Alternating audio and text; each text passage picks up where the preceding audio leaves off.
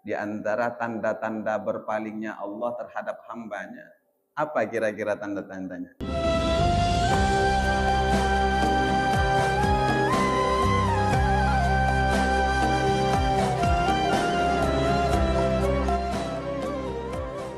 Melanjutkan kajian kitab Ayyuhal Walad karya Imam Ghazali.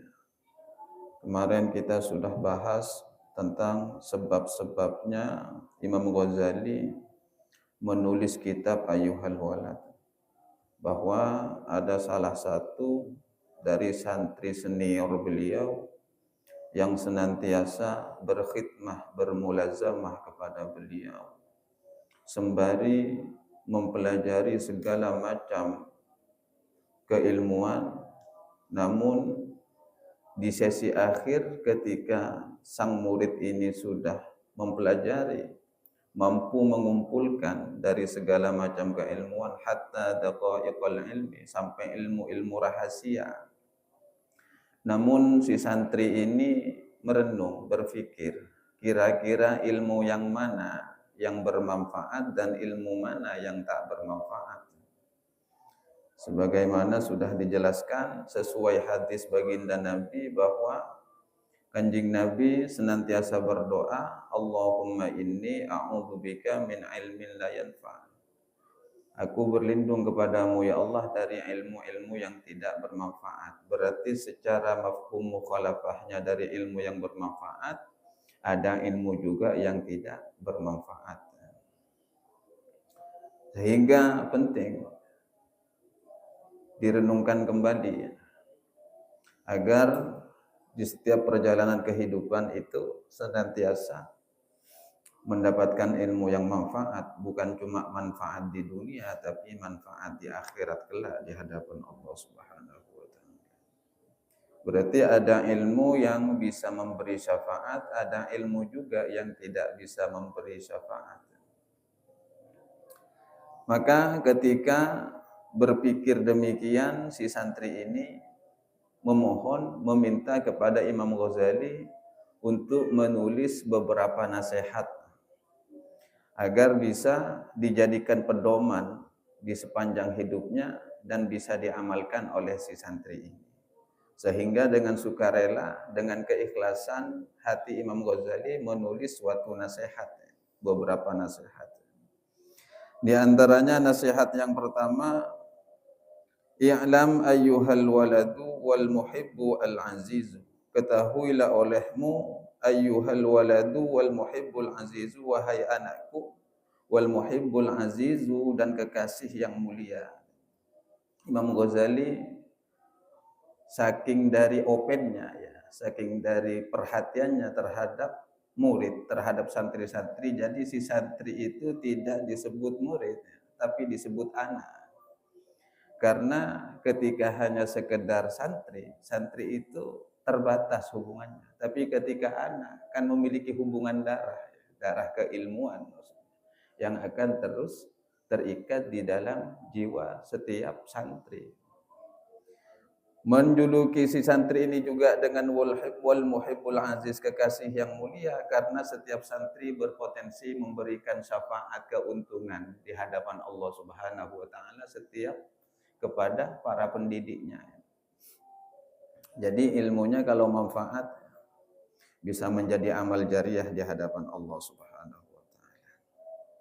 Jadi mengawali Imam Ghazali di dalam nasihatnya, atalallahu baqaka bi ta'atihi wa salaka bika sabila ahibbaihi. Atalallahu baqaka, semoga Allah memanjangkan umurmu, bi ta'atihi, dengan berbakti kepada Allah Subhanahu wa taala. Wasalaka, dan semoga Allah memberikan petunjuk bika kepadamu, sabila ahibbahi, untuk menempuh jalan para kekasihnya. Jadi ini di antara nasihatnya. Anna mansyuran nasihati, sesungguhnya untayan nasihat. Yuktabu, ialah ditulis, kata Imam Ghazali, mimma dinir risalati, dari sumber risalah, yaitu dari Al-Quran. Jadi Imam Ghazali memberikan nasihat itu bukan dari pendapat pribadinya, tapi memang sumbernya itu ma'dinir risalah, sumber dari Al-Quran. yang memang diturunkan kepada baginda Rasul Muhammad sallallahu alaihi wasallam. Ingkana jika ada nasihat itu qad balaghaka telah sampai kepadamu minhu dari ma'din risalah dari Al-Qur'an itu nasihatun apa nasihat fa ayyu hajatin lalu kamu butuh apa lagi fi nasihati tentang nasihatku ini. Jika kamu sudah memahami Al-Quran, kamu butuh nasihat apa lagi dari saya, kata Imam Ghazali. Al-Quran itu sudah memberikan nasihat yang begitu luas. Orang yang paham Al-Quran, kaesena Al-Quran, benikun berak labur ngaji Al-Quran, tapi pun nauningi kaesena Al-Quran. Butuh nasihat apa boleh dari orang lain. Karena Al-Quran itu adalah pemberi nasihat yang sempurna. Karena Al-Quran adalah kalamullah, firman Allah. Nasihat yang terindah itu adalah Al-Quran.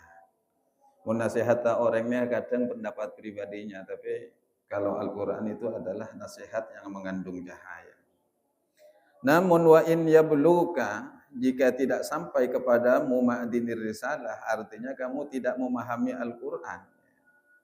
Ngaji tapi tak tahu kayak sena Al-Quran, kata Imam Ghazali. Fakulli, maka tolong katakan kepadaku, madza hassalta, apa yang telah engkau hasilkan fi hadhihi sinin al-madiyah, dalam masa-masa selama ini. Selama kamu ngaji sama saya itu apa yang kamu hasilkan? Mak pas ada oleh nasagale.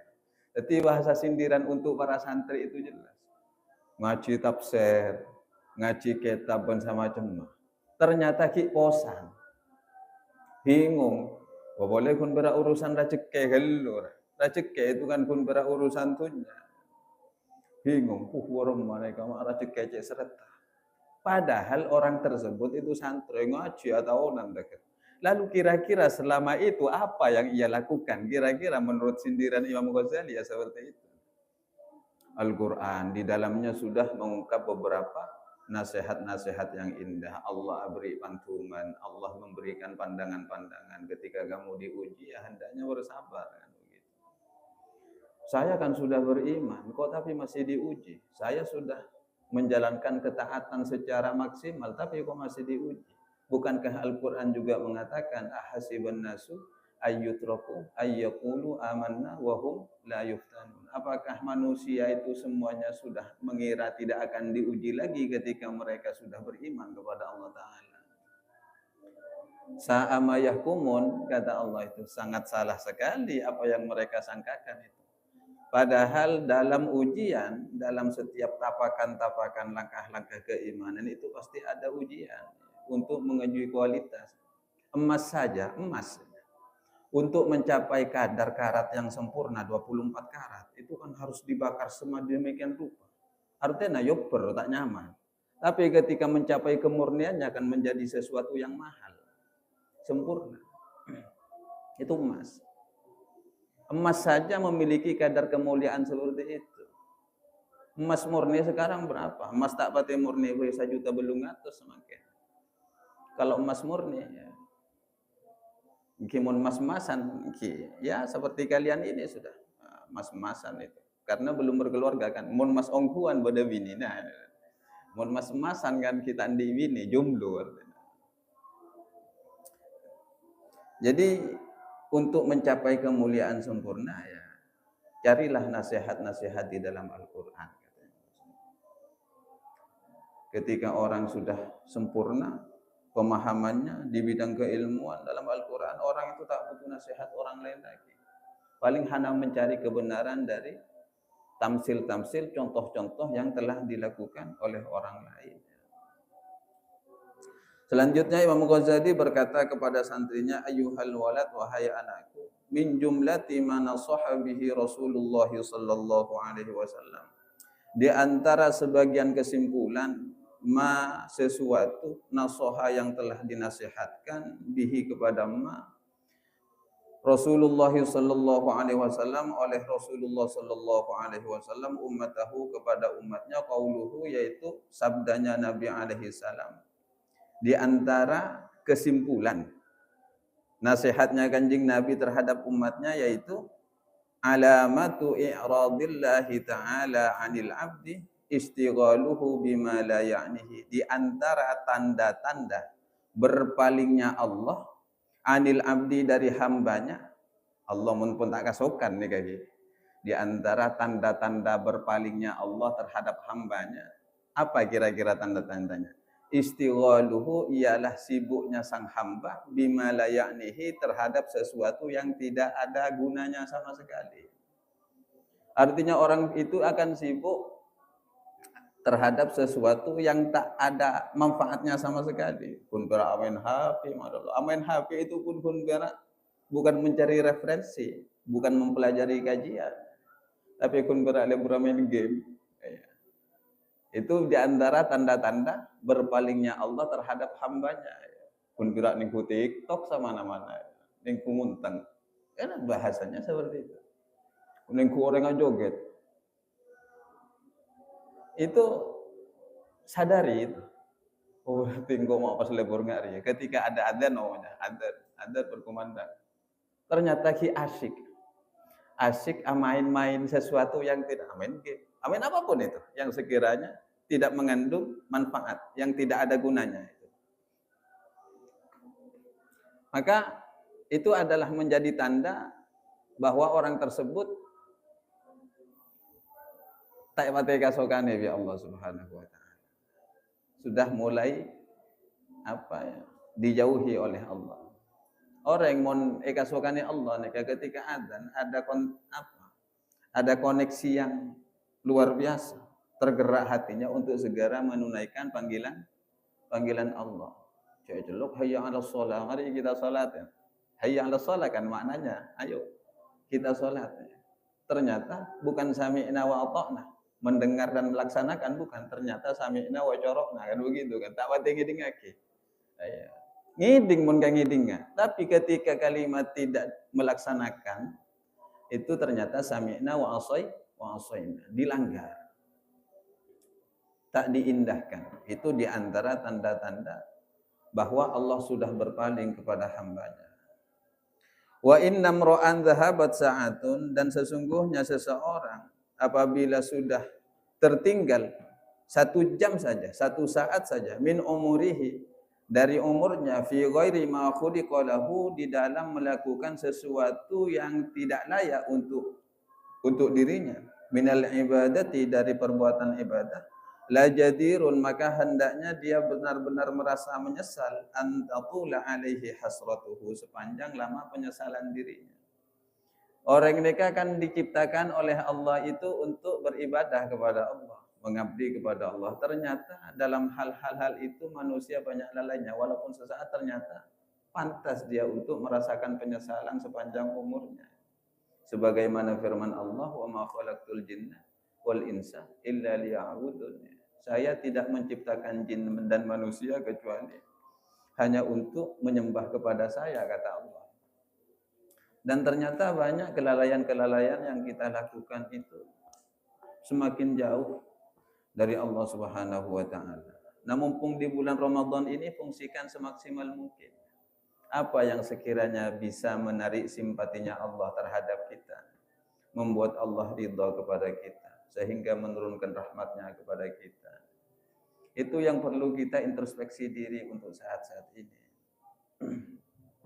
Dan bahkan yang paling parahnya lagi, waman, ini hadis ya, waman, dan barang siapa jawazal arba'ina, yang telah usianya melampaui 40 tahun, walam yaghlib khairuhu, namun kebaikannya tidak pernah mengungguli ala syarrihi, atas keburukannya. Kebaikannya tidak lebih banyak dari keburukannya. Fal yatajahhaz, maka bersiap-siaplah ia ilan nari, untuk masuk ke dalam neraka. Ketika orang usianya sudah 40 tahun, badannya muklas 42 saya. Dan ternyata kebaikannya tidak bisa mengalahkan keburukannya, atau hanya berbanding sama, 50-50, 50-50. Kabagusanna saikat, kacubaanna saikat. Itu kita telap-telan yang akhirat ya. Artinya aku tuh siap-siap masuk neraka jangan. Dan Kanjeng Nabi. Napa boleh kacubaanna lebih banyak dari kabagusanna? Itu di usia 40. Usia 40 itu menurut sebagian ulama pandangannya itu ketika usia 40 tidak ada perubahan di dalam dirinya, dikhawatirkan sepanjang umurnya sudah tidak ada perubahan lagi. Kalau dari usia 20, usia remaja sampai usia 40 itu masih ada masa-masa perubahan. Usia 40 itu adalah usia penentuan.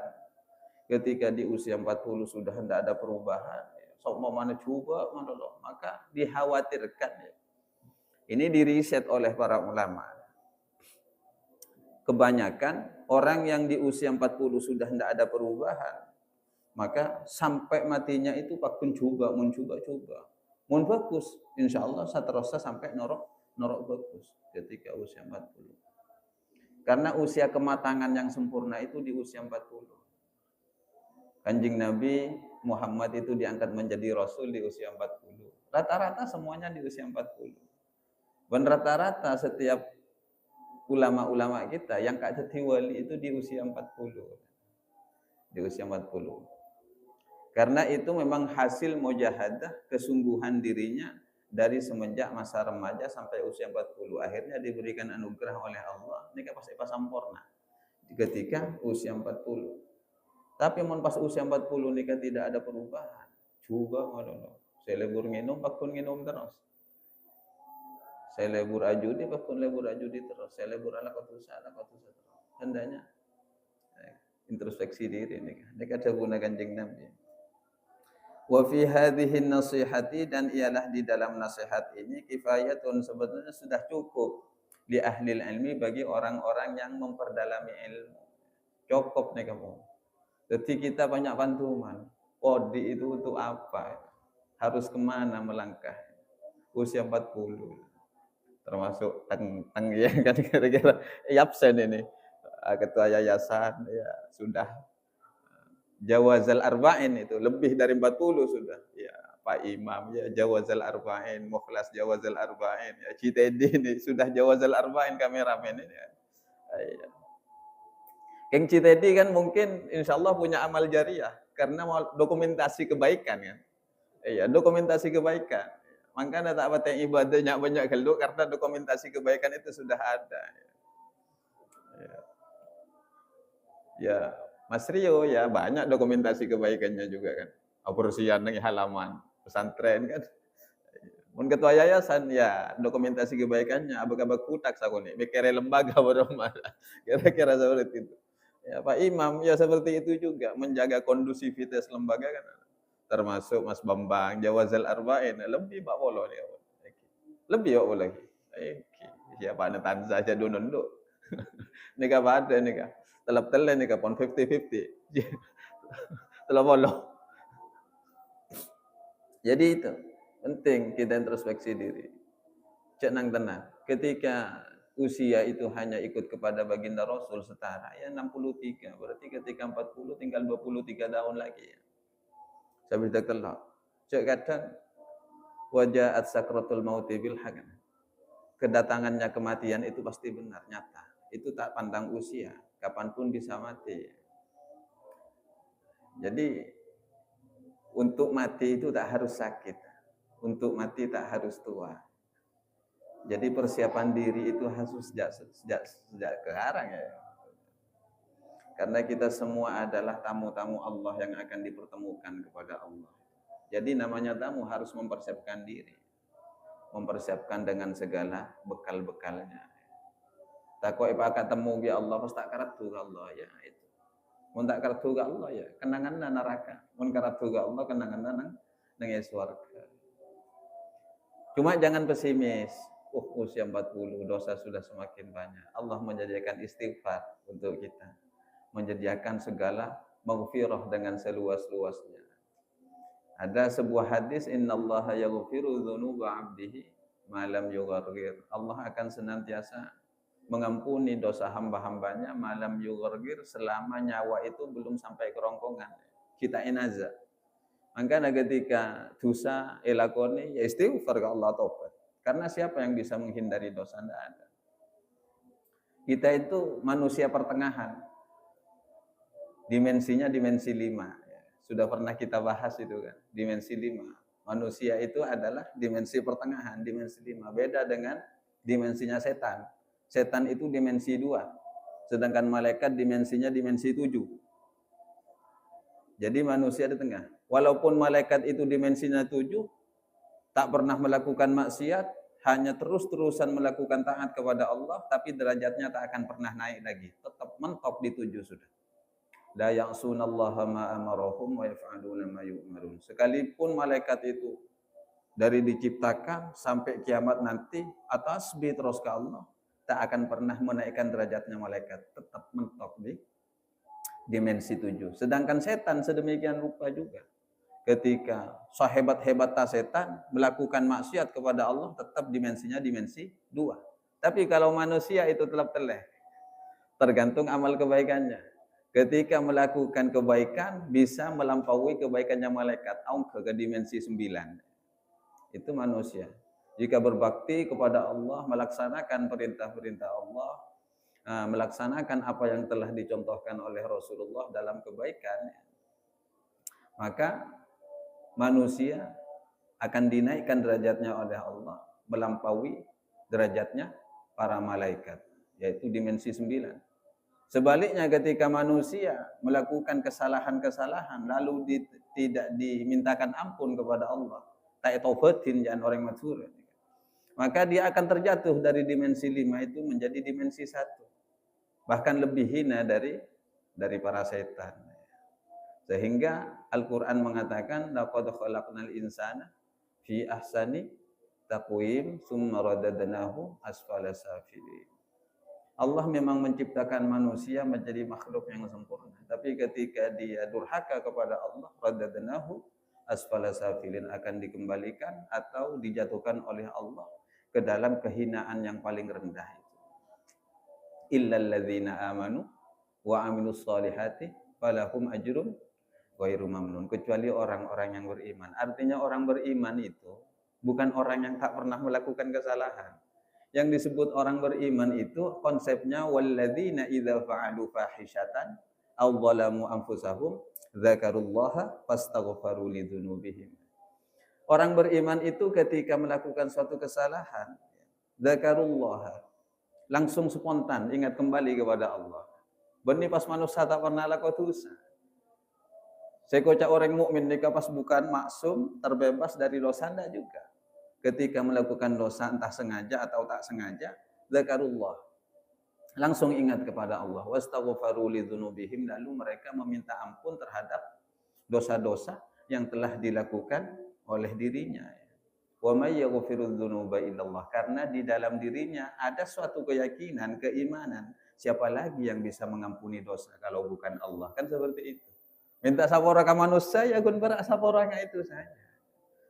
Tapi pada hakikatnya yang bisa mengampuni dosa-dosa sebesar apapun dosa yang pernah kita lakukan itu hanya Allah. Walam yusirru ala ma fa'alu wa hum ya'lamun, sehingga orang mukmin itu senantiasa mengetahui terhadap apa-apa yang menjadi rahasia Allah Subhanahu wa taala. Jadi ini yang perlu kita renungkan.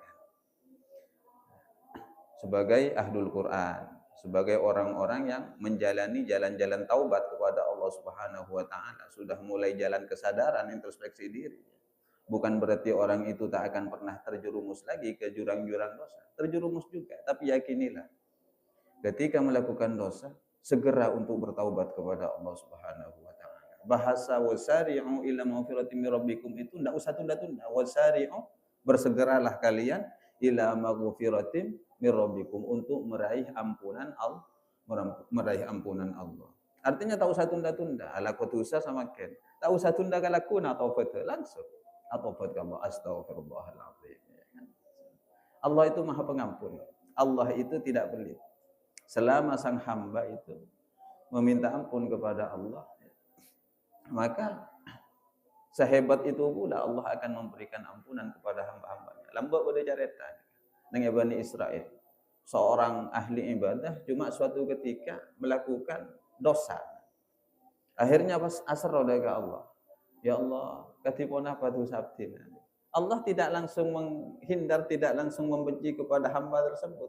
Apa jawaban Allah? Labbaika ya abdi. Aku selalu ada untukmu wahai hambaku. Dan setiap kamu meminta ampunan kepadaku, pasti aku ampuni dosa-dosamu. Jadi tak usah pesimis. Bahwa Setiap dosa selama kita masih nyanter ke Allah, jaburu dari Allah. Allah kau dosa, was tambah todus ke Allah kan lucu nih. Todus nyinglawa, bani todus nyanter. Todus ke Allah tak nyaman, tak usah norok ke pengajian mare. Tak tepak ya bulan ini kagak lero. Pemikiran yang salah. Sehingga ketika orang-orang yang memiliki mindset demikian, cara-cara pola pikir yang demikian itu adalah orang yang bukan malu sebenarnya, tapi berputus asa dari rahmat Allah. Banyak Allah nih kamu sayang dengan dalam Al-Quran. La tayasu min rauhillah, la taqnatu min rahmatillah, itu banyak. Mana juz 12, la tayasu min rauhillah. Jangan sampai berputus asa dari rahmat Allah. Kalau di juz 24, la taqnatu min rahmatillah. Innallaha yaghfiru dzunuba jami'a. Karena Allah itu akan mengampuni seluruh dosa-dosa, baik dosa yang besar ataupun dosa yang kecil. Semoga dosa-dosa kita baik yang disengaja ataupun tidak disengaja senantiasa diampuni oleh Allah Subhanahu wa taala, dan dengan kesadaran diri kita mengakui bahwa kita adalah hamba-hamba yang penuh dosa. Semoga kita tetap dalam keadaan beriman kepada Allah dan diberikan hadiah husnul khatimah ala hadhihi niyyah wa likulli niyatin salihah. Al-Fatihah. Bismillahirrahmanirrahim. Iyyaka na'budu wa iyyaka nasta'in. صراط الذين أنعمت عليهم غير المغضوب عليهم ولا الضالين. أيها الولد النصيحة سهلة والمشكل قبولها والله أعلم. ثم السلام عليكم ورحمة الله وبركاته.